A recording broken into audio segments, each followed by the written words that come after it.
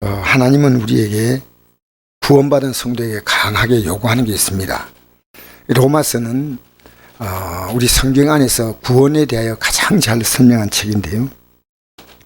1장에서 8장까지는 우리가 구원받는 것이 뭐냐를 설명해 주고 있고, 그 다음에 9장부터 11장까지는 이스라엘이 어떻게 구원받을 것이냐를 말하고 있고, 12장부터는 실제 생활, 구원받은 자가 어떻게 살 것이냐를 말합니다. 그러므로 하나님 형제들, 내가 하나님 모든 자유하심 너희를 권하오니 너희 몸을 하나님이 기뻐하시는 거룩한 산제물 드려 이런 너희가 드릴 영적 예배니라 있습니다. 자, 우리가 구원받을 때 먼저 주님이 우리를 위해서 산제물로 오셨습니다. 그래가지고 이제 우리에게 자신이 십자가에 못 박혀 죽으심을 통해서 우리에게 주시는 교훈은요, 나를 따라오거든 자기를 부인하고 자기 십자가 지고 따라 했지 않습니까? 그러면 너를 제물로 바치라는 겁니다. 너를 제물로. 어떻게 자기를 부인합니까? 자기 자신이 끝없이 자기를 부인하고 나가는 게 우리 신앙생활입니다. 그래서 예수님의 공생의 사역에 가장 어려웠던 것이 뭐냐면 십자가 사건이에요. 그래서 예수님이 십자가 질 때 이런 말씀하셨죠. 할 수 있거든 이 잔을 지나게 해달라고 했지 않습니까? 우리가 똑같은 사건이 우리에게 예수님의 십자가 지신 사건이 가장 고뇌라면 우리는요, 십자가 지신 주님을 따라가기 위해서 매일매일 회개하는 것이 가장 힘든 겁니다. 오늘 그리스도인을 회개하지 않습니다. 회개는 내가 하나님 잘못했습니다 그게 아니고요, 자기가 살아가는 삶을 바꾸는 겁니다. 계속 바꾸는 겁니다. 안 바뀌는 것은 회개하지 않는 거예요. 그래서 내가 오늘 우리 최남도 선교사님하고 이 문자를 주고받으면서 선교사님이 이게 나도 모르게 그냥 툭 던진 말이, 내가 몸이 좀 이렇게 다쳤다는 얘기를 하니까요, 목사님 조심하셔야죠. 목사님 몸은 하나님의 성전입니다. 이 말을 하는 순간에요, 제가 그 말이 망치를 때린 것 같아요. 하나님이 이제 우리가 예수 믿고 난 다음에 우리는요, 하나님이 쓰시는 성전을 우리를 쓰기 때문에 내가 다른 데 피곤하고 힘들면 주일 못합니다. 지쳐서 예배도 제대로 못 드리고 기도 생활도 안 되고 세상에 돈 벌려고 하다 보면요, 참 우리는 하나님을 제대로 못합니다. 사실은요. 그리고 우리는 끊임없이 나를 부인하는 겁니다. 회개는 뭐냐면요, 하나님 잘못했습니다 이렇게 나간다면 너무 쉽죠. 회개는요, 끝없이 나를 부인하는 거예요. 왜냐하면 나는 조금만 긴장을 늦추면요, 내 육이 원하는 대로 따라가고 육이 원하는 생각 말합니다. 그 제일 힘든 것이 뭐냐? 진짜 회개입니다. 회개는 사개오처럼 완전히 돌아서야 하는 건 회개 아니에요.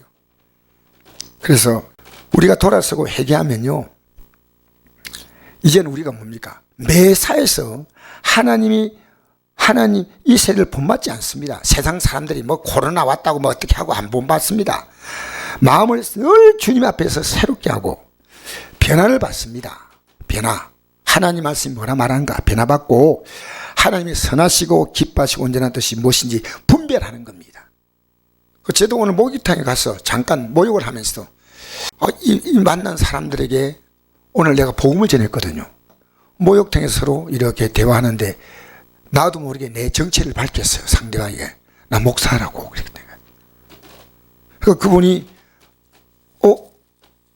어느 게 목사님이십니까? 그래서 여기 성곡동 올라가는데 그 좌우에 있는 교회다 이러니까, 그 옆에 있는 큰 교회다, 그 성곡교회다. 혹시 교회 나가십니까? 예, 교회 다닌 적이 있습니다 이런 거예요. 지금은요 안 나갑니다. 왜냐하면 자기가 하고 있는 일이 지금 너무 바빠서 못 나가는데, 그런 얘기를 하는데, 내가 예수 믿어야 될 이유를, 우리가 하나님 앞에 나가야 될 이유를 간단하게 내 삶을 통해서 간증을 했습니다. 그분이 교회 나갔다는 얘기를 딱 내인데 할 때는 적어도 어느 정도의 신앙에 조금 연륜이 있기 때문에 안 그러면 그런 말 안 합니다. 내가 하나님의 역사로 뼈가 그렇게 부러졌을 때 이게 다시 만에 퇴원했다는 것은 기적이다. 나 하나님이 하셨다, 기도했다. 이 말은 그분에게 보이지 않게 앞으로 나 이거 이러더라고, 나하고 같이 연락 좀 취하십시다 그렇게 해가지고 헤어졌지만은 우리가요 교회 직분에 왜 세웁니까? 3절부터 보면요, 각자에게 준 지체가 준 분량이 있습니다. 자기 미래의 분량. 그래서 섬기는 일, 가르치는 일, 위로하는 일. 교회에서 직분을 세워가지고 직분대로만 일하면 교회가 얼마나 아름답겠습니까? 목사는요, 목사일 해야 됩니다. 어떤 이든.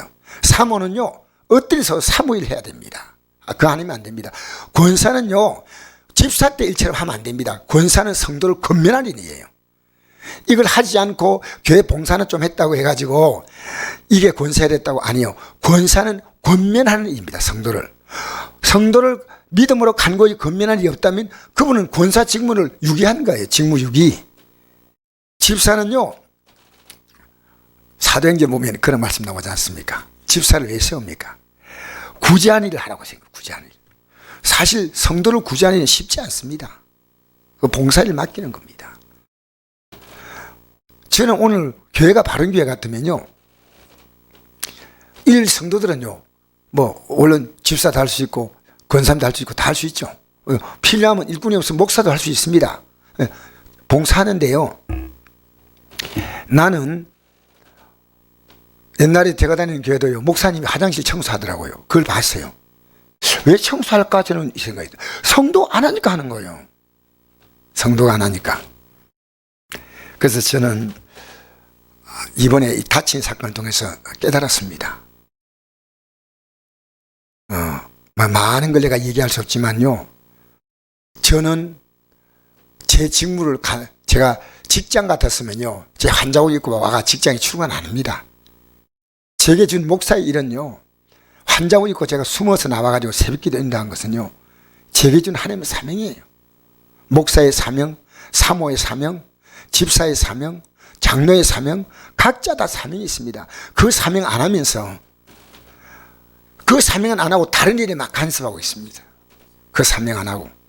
그래서 저는요, 우리의 권사님이 계시다가 또 멀리 이사 가셨는데, 저는 어디 가시든지 그곳에서 또 권사로서의 직분을 부득이 또 떠나셨지만은 잘 감당할 수 있는 일꾼 되기를 축복합니다.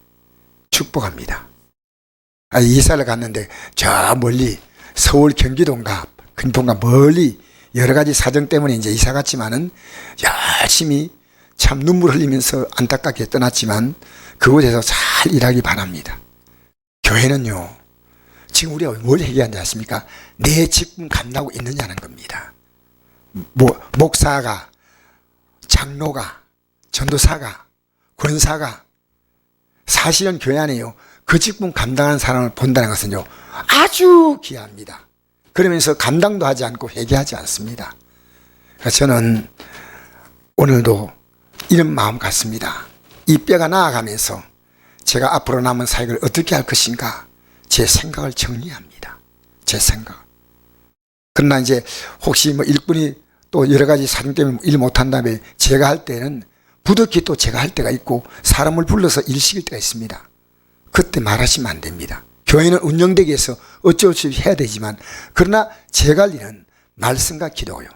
우리 사모는 또 목사를 기도로 돕고 성도를 기도로 돕고 이런 아름다운 직분이 있습니다. 이 직분을 감당해야 돼요.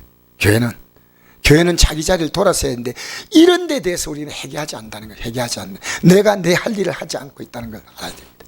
또 오늘 최남도 목사님이, 선교사님이 딱 전해준 말이에요. 우리 몸이 성전이요.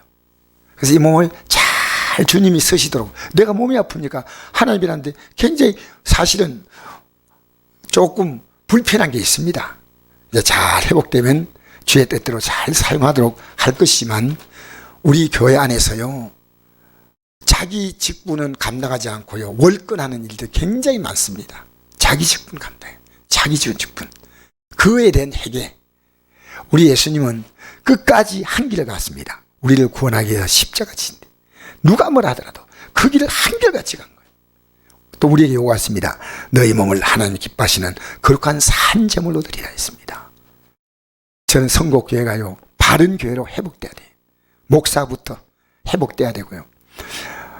봉사하는 거 다 귀하지만요, 제일 귀한 봉사가 뭐냐? 예배 잘 드리고 성도들 믿음으로 잘 권면하고 이것이 첫 번째 가장 중요한 것. 예배 잘 드리고 기도 생활하면서 성도를 믿음으로 권면하고, 그 다음에는 우리가 봉사, 청소도 하고 다 하는 거 다 기합니다.